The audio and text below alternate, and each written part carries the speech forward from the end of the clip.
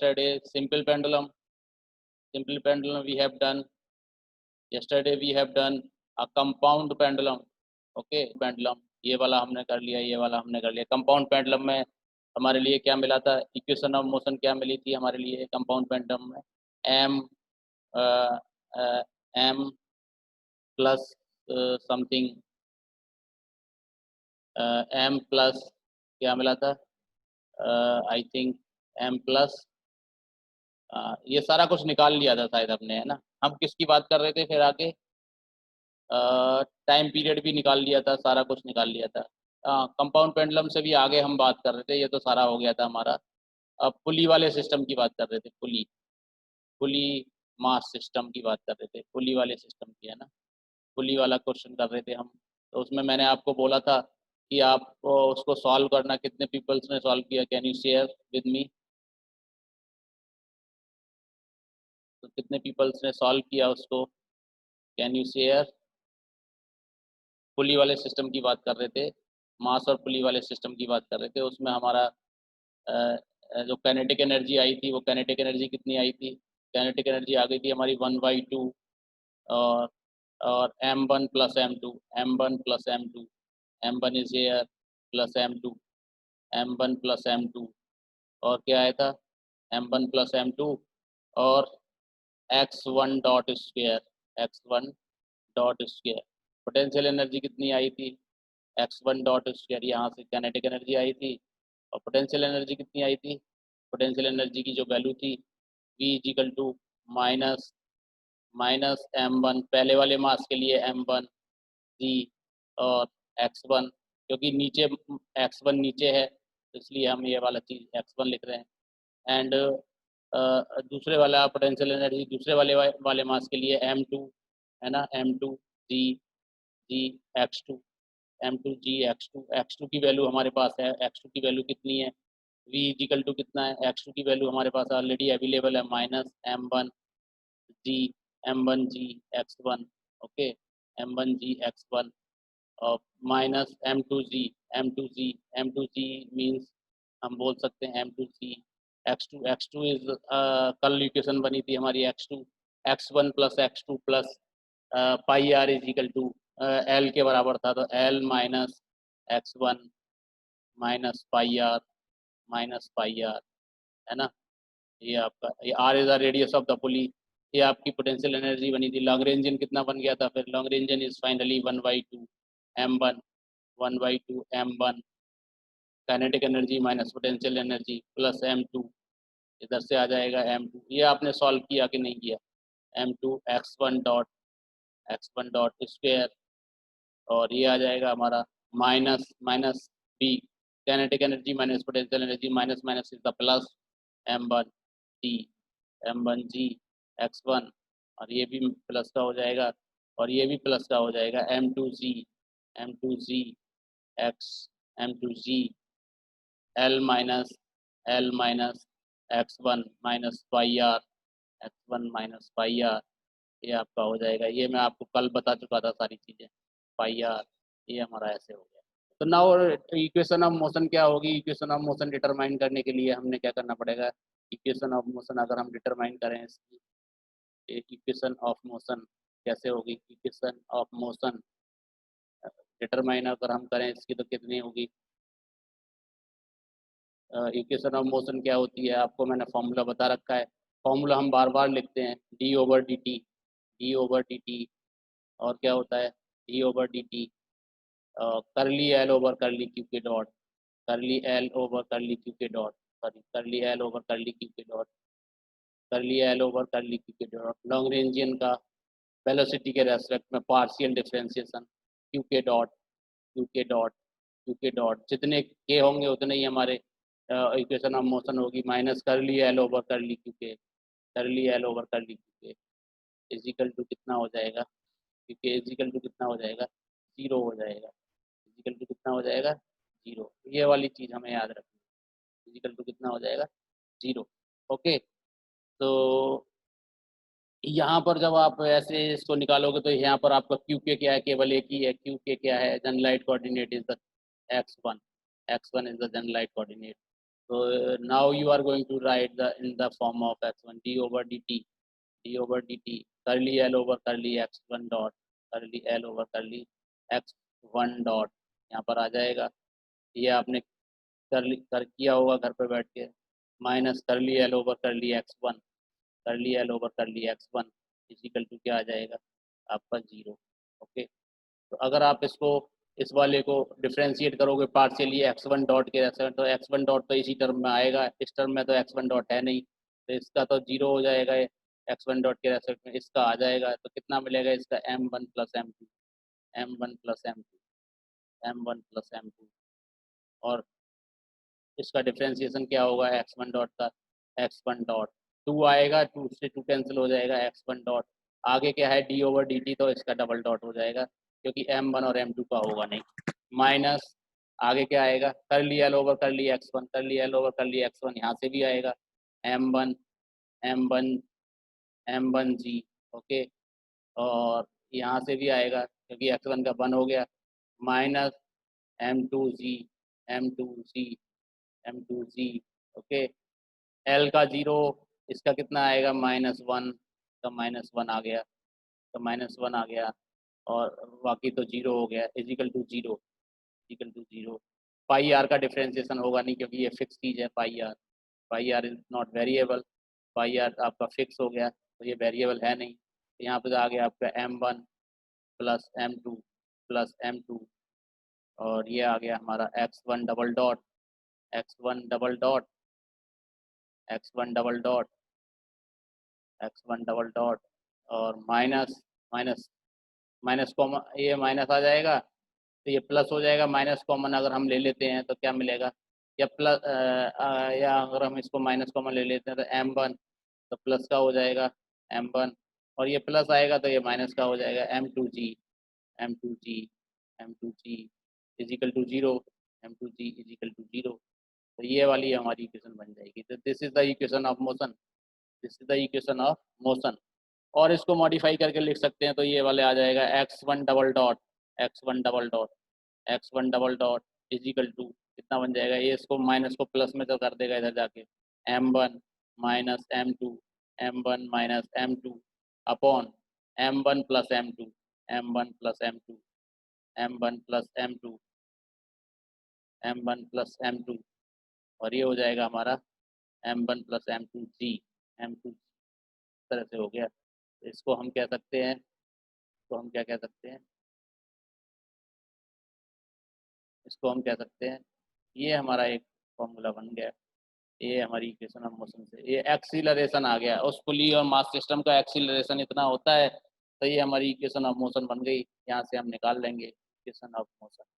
Okay, अब यहाँ पर हम टाइम पीरियड नहीं निकाल सकते, क्योंकि टाइम पीरियड कैसे निकालेंगे, क्योंकि ये क्वाड्रेटिक इक्वेशन, ये सेकेंड ऑर्डर डिफरेंशियल इक्वेशन तो बनी नहीं है, तो ये एक्सीलरेशन को बता रहा है, तो this is the important, remember every time. तो अगर आपका m1 is greater than m2 है, m1 is greater than m2 है, m1 is greater than m2 है, तब क्या होगा, m1 is greater than m2 है, m1 तो पॉजिटिव रहेगा, मतलब एक्सीलरेशन क्या होगा आपका बढ़ेगा, और अगर m2 इज ग्रेटर देन, तब आपका x डबल डॉट कैसा रहेगा, m1 is greater than m2 है, तो x डबल डॉट क्या रहेगा, पॉजिटिव, एक्सीलरेशन बढ़ेगा पॉजिटिव। और अगर m1 is less than m2 है, m1 is less than m2 है, तो क्या होगा आपका, m1 is less than m2 है, x डबल डॉट की वैल्यू क्या आ जाएगी, नेगेटिव, x डबल डॉट कैसा होगा आपका, नेगेटिव हो जाएगा। तो this thing we are trying, we are had done yesterday, तो आई थिंक नाउ क्लियर, ये आपने कर ही लिया होगा घर पे बैठ के, नहीं किया है तो अब आप कर सकते हो। तो आगे, अब हम आगे बढ़ेंगे, आगे हमने क्या देखना है, ये क्वेश्चन हमने कर लिया। अब देखो इसमें इसी क्वेश्चन में हम दो केसेस और अराइज कर सकते हैं। एक तो केस ऐसे अराइज कर सकते हैं, अगर हम पुली का भी मास कंसीडर कर लेते हैं, अगर हम पुली का भी मास कंसीडर कर लेते हैं तब क्या होने वाला है। Okay, mass of pulley consider कर ले, और एक दूसरा केस अराइज हो सकता है, अगर हम पुली में फ्रिक्शन कंसीडर कर लेते हैं तब क्या होने वाला है। तो यहाँ से दो केस अराइज होंगे, अगर हम पुली का मास कंसीडर कर लें और अगर हम फ्रैक्शन कंसीडर कर रहे हैं तो फ्रैक्शन हम इसलिए अभी नहीं कंसीडर करेंगे, फ्रैक्शन हम कंसीडर तब करेंगे अभी हम कंजर्वेटिव सिस्टम्स का लॉन्ग रेंजियन ड्रॉ कर रहे हैं। कितने सिस्टम्स का लॉन्ग रेंजियन ड्रॉ कर रहे हैं, तो ये वाली इक्वेशन है, जो इक्वेशन ऑफ मोशन है, ये कंजर्वेटिव सिस्टम्स के लिए आती है, जहाँ पर कंजर्वेटिव सिस्टम्स के लिए आती है, जहाँ पर क्या होगा, जहाँ पर आपका जो पार्टिकल है कोई भी एनर्जी लॉसेस नहीं कर रहा है और वो कंजर्वेटिव सिस्टम के कंजर्वेटिव फोर्सेस के अंदर काम कर रहा है, जैसे gravitational force is a conservative force, और for example central force is a conservative force, okay, और electrostatic force is a conservative force, okay. तो ये सच टाइप ऑफ फोर्सेज हमारे कैसे हैं, कंजर्वेटिव फोर्सेज हैं। जब कंजर्वेटिव फोर्स लगा हुआ है सिस्टम के ऊपर तब हम लॉन्ग रेंज कैसे ड्रॉ करेंगे, d/dt, curly L over curly q k dot minus curly L over curly q k is equal to 0, okay. और बट जब तो अगर हमारे नॉन कंजर्वेटिव फोर्स जैसे कोई फ्रिक्शनल फोर्स है, नॉन कंजर्वेटिव फोर्स है, जहाँ पर एनर्जी का रेगुलरली लॉस होगा, और जैसे रेजिस्टेंस टाइप का कोई आपका करंट जो फ्लो कर रहा है तो उसमें भी रेजिस्टेंस आता है, तो उसमें भी एनर्जी लॉस आती है। तो आप frictional force any other type of force है ना, जहाँ पर एनर्जी का लॉसेज हो रहा है, तो वो आपके क्या होंगे, आपके वो नॉन कंजर्वेटिव फोर्सेस के अंदर आ जाएंगे। तो अभी हम फ्रिक्शन फोर्स की बात नहीं कर रहे हैं, तो इसलिए हम पुली का मास कंसीडर नहीं करेंगे। अगर पुली का मास कंसीडर नहीं करेंगे तो इसका मतलब क्या हुआ कि हम पुली पर पुली का मास, अभी हमने क्या लिया था, जो हमारी प्रीवियस प्रॉब्लम थी, तो मास ऑफ पुली क्या लिया था हमने, नेग्लिजिबल, नेग्लिजिबल लिया था, है ना, नेग्लिजिबल मास की पुली है, नेग्लिजिबल। अगर हम इसका फ्रैक्शन भी, पुली का फ्रैक्शन भी हमने क्या किया था कि फ्रैक्शन भी कैसा है कि जीरो जीरो है, फ्रैक्शन भी नहीं लग रहा है। अगर फ्रैक्शन लग जाएगा तो एक और फोर्स लग जाएगा, फ्रैक्शनल फोर्स, और फ्रैक्शनल फोर्स क्या करेगा वो उसके पिक्चर में आप बाद में बात करेंगे इसके बारे में। तो अभी हम right now we are doing we are trying to solve all the problems looks like working inside the conservative force system, okay. So this is the system of pulley mass system where there are two masses is working under the gravitational force. So gravitational force is basically a conservative force, okay. तो conservative force के लिए ये वाली हमारी equation हो जाती है। तो अब अगर हम बात करते हैं कि अगर हम मास ले लेते हैं, पुली का मास ले लेते हैं, तब भी अब कंजर्वेटिव फोर्स पे तो कोई असर नहीं पड़ेगा। अगर हम कोई मास एक्स्ट्रा और ले लेते हैं तो उसके कंजर्वेटिव फोर्स पे कोई असर नहीं पड़ेगा। अगर इसमें पुली को फ्रिक्शन वाली ले लेते हैं तब कंजर्वेटिव फोर्स पर असर पड़ेगा। तो अब हमने क्या किया कि इस पुली को कैसे ले लिया, इसके मास भी है, पुली के पास क्या है, मास भी है। तो नाउ नेक्स्ट में सपोज कर लो with mass of pulley, with mass of pulley, है ना, विथ पुली मास, है ना, पुली मास, पुली का मास हमने कंसीडर कर लिया। ये वाली मैंने एग्जांपल कर दिया अब आपके लिए, विथ पुली मास। अब पुली का मास कैसा है हमारा, पुली मास हमारा क्या है, कैपिटल एम। सपोज कर लो कैपिटल एम मास की पुली है कोई, है ना, capital M, and radius R, and radius कितनी है उसकी, रेडियस उसकी है आर, रेडियस उसकी क्या है, आर, कैपिटल आर। तो अब आप इस तरह की अगर प्रॉब्लम हो जाती है, अगर पुली का मास भी कंसीडर कर लेते हैं, तब आप कैसे सॉल्व करोगे, can you right the Lagrangian of this system.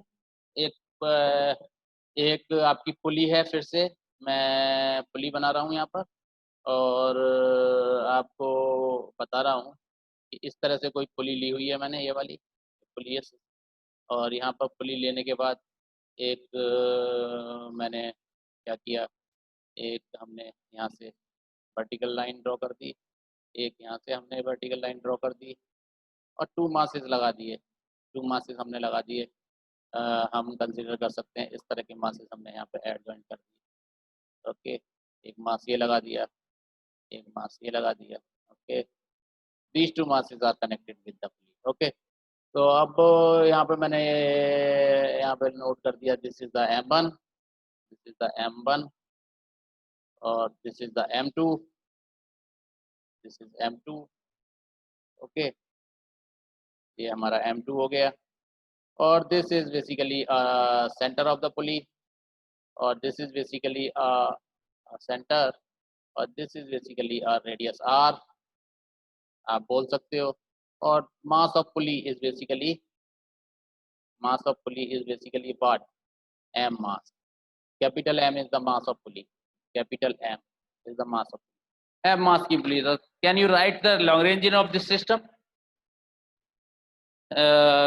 Anode यहाँ पर आप अपने आप को क्या कर सकते हो,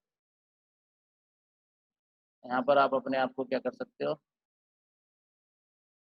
एनोटेट कर सकते हो और कुछ भी चीज लिख सकते हो. Can you right the Lagrangian of this system? Lagrangian of this system is now T minus V, E minus V, kinetic energy minus potential energy.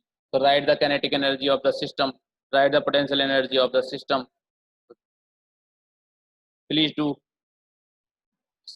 think about 5 minutes of for this.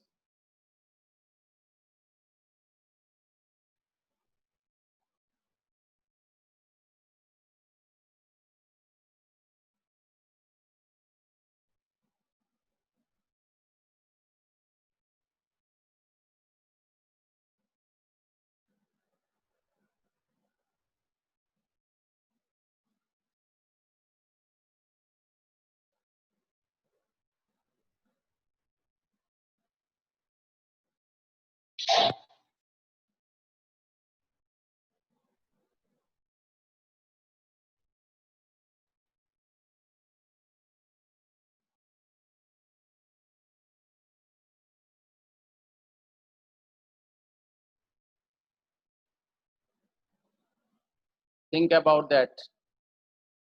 Please write the Lagrangian of the system. पिछले वाले से इसमें क्या फर्क पड़ने वाला है?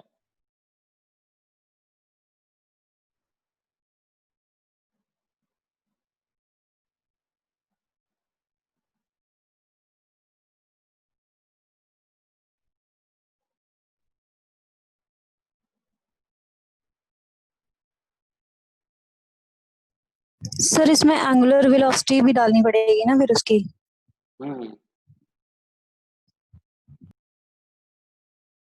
Yes.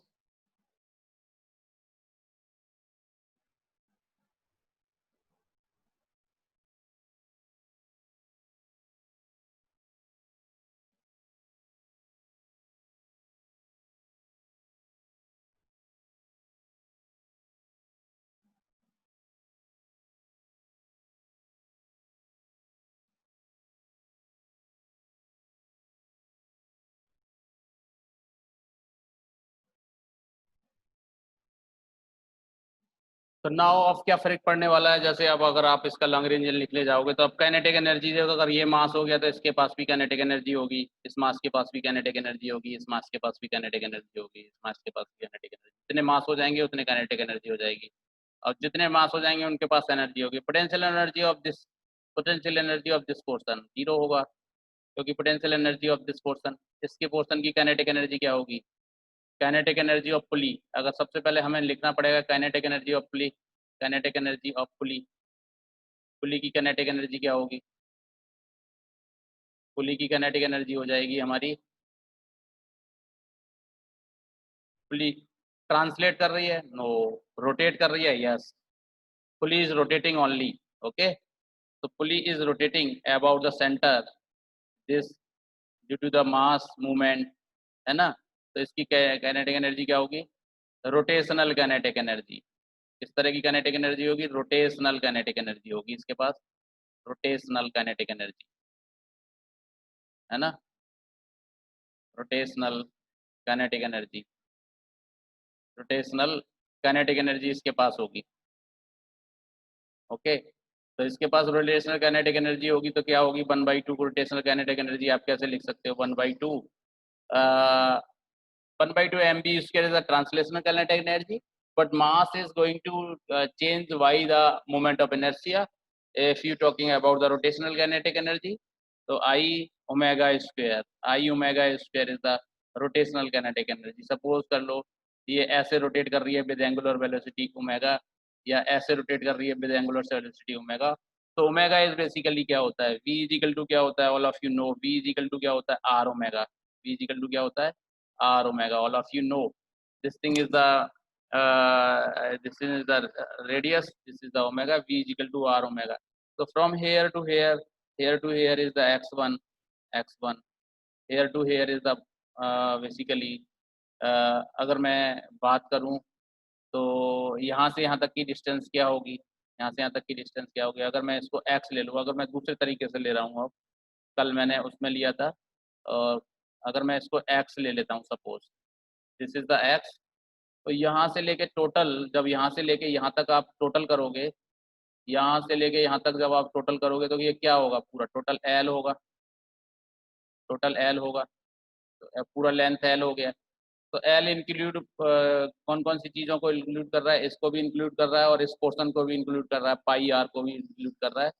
तो यहाँ पर जो बचेगा, वो बचेगा L माइनस पाई r माइनस x। मैं इतना लिख देता हूँ डायरेक्टली, पाई r माइनस x। ये जो पोर्शन बचेगा L माइनस पाई r माइनस x, इतना पोर्शन बचेगा यहाँ से लेके यहाँ तक की डिस्टेंस। अगर आप ऐसे लिखना चाहो तो इतनी डिस्टेंस यहाँ पे बचेगी L माइनस पाई r माइनस x, इतना डिस्टेंस। ओके, तो ये आप समझ गए होंगे, कल हमने x1 और x2 लिए थे, आज हमने L माइनस पाई r माइनस x ले लिया। तो अब जब ये पुली रोटेट करेगी तो इसके अंदर एंगुलर वेलोसिटी आएगी। ये तो आपका अप एंड डाउन जाएगा, इसका मतलब इसका जो एंगल होगा,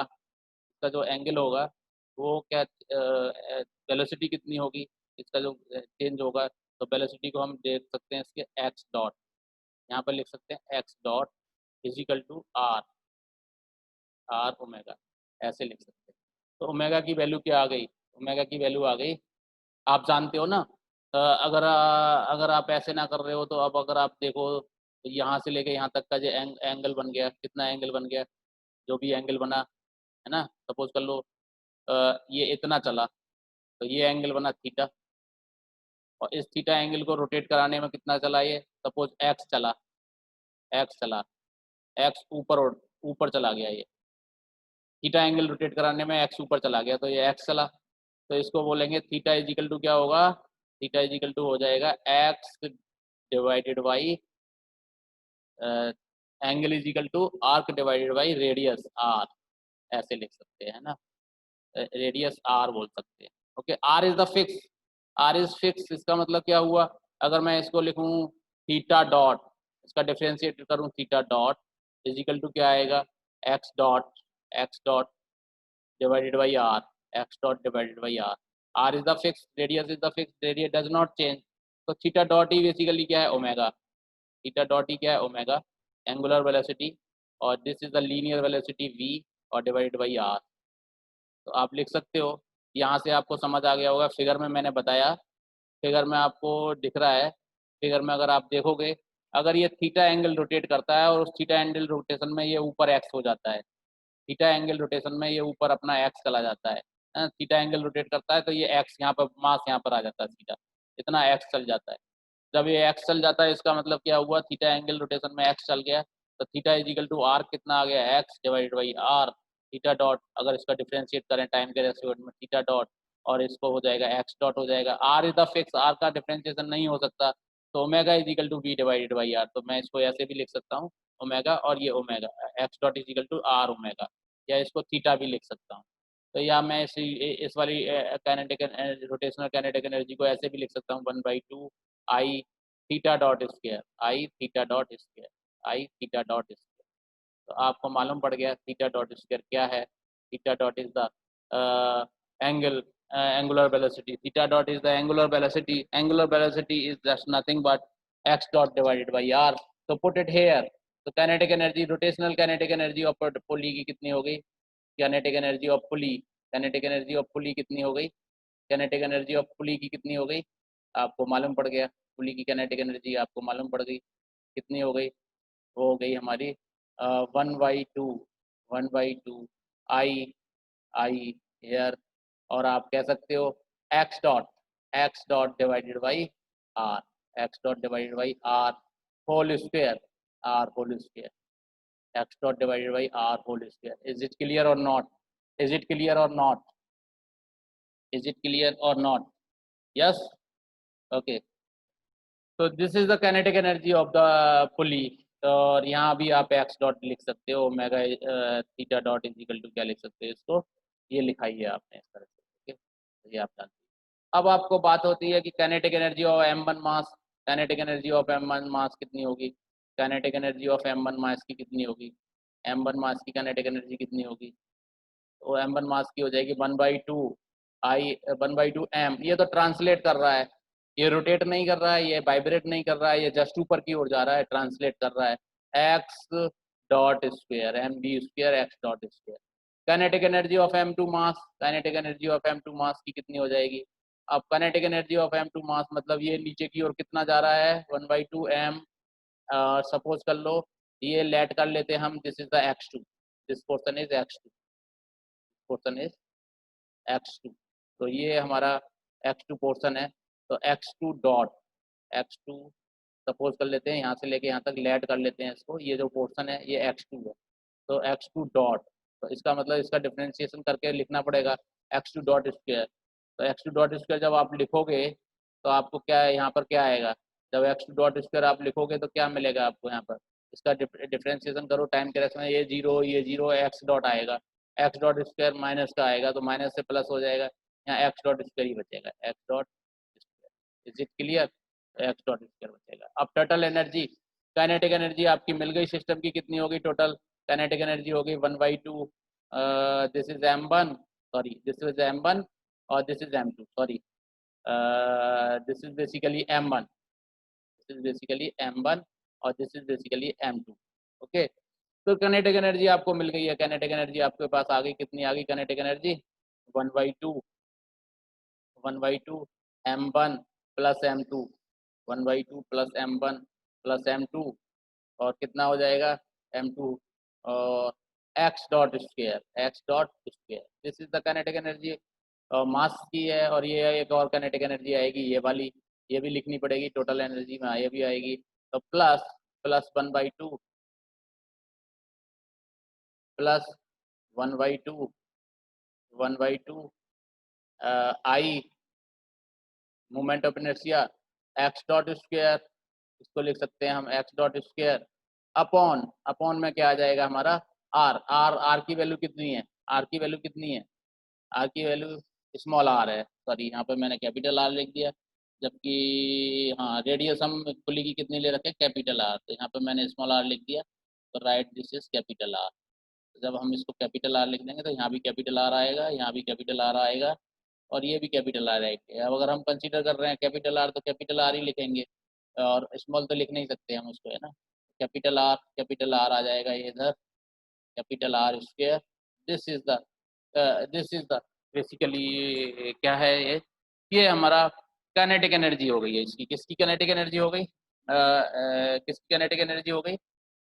हमारे पुली की और मास, दो मासेस की काइनेटिक एनर्जी हो गई। ओके, अगर अब आपकी पुली कैसी है? एक पुली इज डिस्क, एक पुली इज डिस्क, एक पुली इज डिस्क, ऐसे भी लिख सकते हो आप। पुली अगर डिस्क है, pulley is disc, pulley is disc, pulley is disc. Okay, तो अगर आपकी पुली डिस्क है तो उसके उसका मूवमेंट ऑफ इनर्शिया क्या होगा? अबाउट द सेंटर, इस सेंटर के अबाउट में मूवमेंट ऑफ इनर्शिया क्या होगा अगर डिस्क है तो ये दो तीन चीज आपको याद रखनी पड़ेंगी। सबसे ज्यादा मूवमेंट ऑफ इनर्शिया होता है किसका?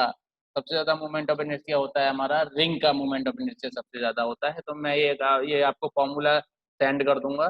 तो रिंग का मूवमेंट ऑफ इनर्शिया क्या होता है? रिंग का मूवमेंट ऑफ इनर्शिया क्या होता है?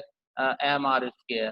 रिंग का mr² होता है, जो रेडियस है वो सबसे ज्यादा होता है उसका, है ना। तो मास सारा सर्कमफेरेंस पे रहता है। डिस्क का मूवमेंट ऑफ इनर्शिया हमेशा आप याद रखो, अगर डिस्क का movement of inertia a axis passing through the centre and perpendicular to the plane of the disc, जैसे ये आपका यहाँ पर दिख रहा है, एक यहाँ पर आपने क्या लगाया हुआ है, एक यहाँ पर जो की ये जो हमारी डिस्क है ये किस तरह से है, डिस्क का मूवमेंट ऑफ इनर्शिया कैसे रहेगा? एक कोई ऐसी चीज लगाई हुई है आपने जो इसके अंदर जा रही है और एक आपकी आंखों की तरफ आ रही है एक्सिस, आपकी आंखों की तरफ एक्सिस आ रही है। यहाँ पर सेंटर पर जहाँ पे मैं बॉल पेन डाल रहा हूँ, यहाँ पर आप देखो, यहाँ पर एक जो एक्सिस है वो आपकी आंखों की तरफ जा रही है और एक इस वाइट बोर्ड के अंदर जा रही है। इसका मतलब axis is perpendicular to the plane of the disc, जब प्लेन ऑफ द डिस्क के परपेंडिकुलर एक्सिस है तो आप बोल सकते हो मूवमेंट ऑफ इनर्शिया क्या होता है? 1/2 mr², 1/2 mr²। इतना ही मूवमेंट ऑफ इनर्शिया सिलेंडर का भी होता है। अगर सिलेंडर के हम क्या बात करें, सेंटर ज्योमेट्रिकल एक्सिस का जो मूवमेंट ऑफ इनर्शिया होता है वो इतना ही होता है 1/2 mr²। बट अदर एक्सिस के अबाउट में अगर हम बात करें, अगर हम बात करें कि डायमीटर के अबाउट, इससे जिसका मूवमेंट ऑफ इनर्शिया क्या होगा? फिर हमें theorem of perpendicular, theorem of parallel axis का यूज करके वो निकालना पड़ेगा। But here no need of time, theorem of parallel axis, theorem of perpendicular axis, the moment of inertia of any disk about the axis passing through its center and perpendicular to its plane always given by 1/2 mr square। तो यहाँ पर हम 1/2 mr square लगा सकते हैं। तो अगर हम यहाँ पर 1/2 mr square लगा देते हैं तो फिर क्या मिलेगा आपका, काइनेटिक एनर्जी यहाँ पे चेंज हो जाएगी। 1/2 mr square अगर हम यहाँ पे लगा देते हैं तो यहाँ पर क्या आएगा, तो काइनेटिक एनर्जी हमारी क्या हो जाएगी, T जरा ध्यान से देखो, 1/2 एक आ जाएगा हमारा m1 plus m2 plus m2। Okay, ये तो आ गया। अगर मैं यहाँ पर लगा देता हूँ 1/2 mr स्क्वायर, 1/2 mr स्क्वायर, तो क्या मिलेगा, अगर मैं यहाँ पर 1/2 mr स्क्वायर लगा देता हूँ तो क्या मिलेगा मुझे, अगर मैं इसका मोमेंट ऑफ इनर्शिया लगा देता हूँ 1/2 mr स्क्वायर, तो क्या मिलने वाला है मुझे, तो मुझे मिल जाएगा यहाँ पर 1/4 आ जाएगा, 1/2 से 1/4 हो जाएगा, m आ जाएगा, आर स्क्वायर से आर स्क्वायर कैंसिल हो जाएगा। ओके, तो आप बोल सकते हो कि 1/2 कॉमन ले लो, plus 1/2 m, capital M divided by 2 आ जाएगा इधर, capital M divided by 2 x dot square. आप लगाओ i की वैल्यू या मत लगाओ, i is the constant, remember. Okay, ऐसे भी लिख सकते हो और ऐसे भी लिख सकते हो, दोनों केसेस में आपको क्वेश्चन सॉल्व कर सकते हो, ऐसे भी सॉल्व कर सकते हो और या इसका मूवमेंट ऑफ इनर्शिया लगा दो डिस्क का, तो ऐसे भी सॉल्व कर सकते हो, ये आपकी इच्छा है कैसे सॉल्व करना है। ओके, m कैपिटल M/2 में आपको समझ लगा, यहाँ पर i पुट करोगे तो 1/4 m कैपिटल आर स्क्वायर से जो है कैंसिल हो जाएगा और x डॉट स्क्वायर बचेगा, x डॉट स्क्वायर इस टर्म में कॉमन है और यहाँ पर कॉमन क्या आ जाएगा, 1/2, यहाँ पे 1/m/4 आएगा, तो यहाँ पे 1/2 यहाँ पे कॉमन आ जाएगा, m1 plus m2 capital M divided by 2 और x डॉट स्क्वायर। ऐसे भी सॉल्व कर सकते हो, इसको लेके भी सॉल्व कर सकते हो और इसको लेके भी सॉल्व करते हो, एज यू विश। अब नाउ कम टू द, अब आप बात करेंगे पोटेंशियल एनर्जी क्या है। पोटेंशियल एनर्जी आपकी क्या होगी, एक मास की पोटेंशियल एनर्जी होगी माइनस m1 जी एक्स, नीचे है सेंटर से नीचे है तो m1 जी एक्स आएगा।